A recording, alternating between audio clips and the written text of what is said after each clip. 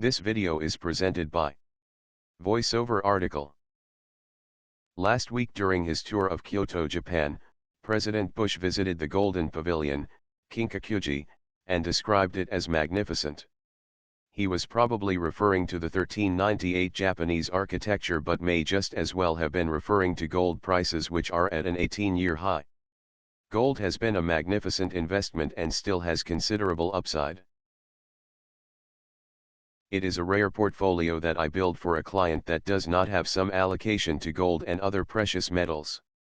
There are three basic reasons why investors should still consider adding it to their portfolio. First, gold prices are not normally correlated to other asset class prices. It therefore serves as a buffer or shock absorber to the value of a portfolio when other assets classes are out of favor. Secondly, there are supply and demand factors. Central banks have been net sellers of gold over the past 20 years. Gold accounts for about 9% of the $4.4 trillion in world central bank foreign exchange and gold reserves, down from 15% in early 2000. But some central banks are now going the other way. For example, the Russian central bank wants to increase gold's share of its reserves from 5% to 10%. Jewelry demand for gold is also picking up, especially in China and India. Global investors are also using gold as a hedge for a global recession and potential decline in value of the US dollar or the euro.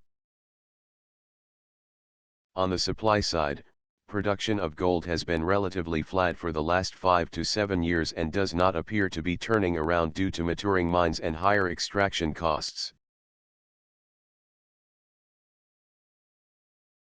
The third reason to have some gold exposure in your portfolio is that it serves as disaster insurance from unforeseen but potentially devastating events such as widespread terrorism or severe economic or political upheaval. Many gold bugs insist that the only true gold exposure is through gold coins. An easier way to gain instant gold exposure is through the iShares COMEX Gold Trust ETF, IAU, that is up 15.3% so far this year. Another option is investing through the iShares South Africa ETF, EZA, which has considerable exposure to the gold and mining industry and is up 15.9% this year. Don't come down with gold fever. A 5 to 10% allocation to your core conservative portfolio should get the job done. Expect some lusterless years as well as some magnificent returns and restful nights knowing you have some gold under the pillow.